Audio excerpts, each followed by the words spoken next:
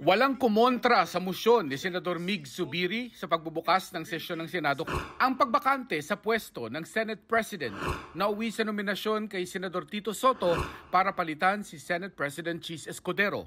Walang lumaban kay Soto na umaga pa lang ay matunog na may sapat na bilang para maging leader ng Senado.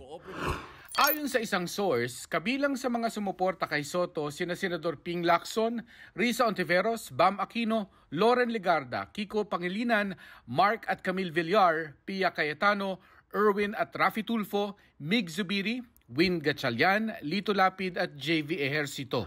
Sa kanyang talumpati matapos may luklok na Senate President, nagpasalamat si Soto sa mga kasama. Tiniyak niyang magiging cooperative ang Senado pero independyente sa gitna ng mga hinaharap nilang hamon.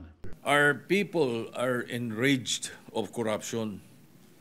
Corruption that is now seen, heard, and felt by the Filipinos more than ever.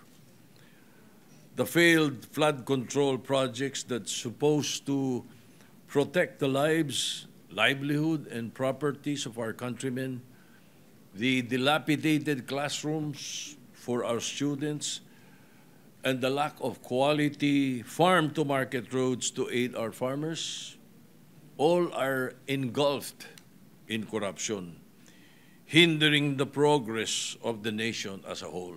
Nagpasalamat naman si Escudero sa lahat ng mga kasamang senador na nakatwang niya mula 19th Congress lalo sa pagpapasa ng mahahalagang batas na pinapakinabangan ng mga Pilipino. Ayon kay Soto, ilang linggong pinag-usapan at ginapang bagong nabuo ang 15 senador na nagpatalsik kay Escudero.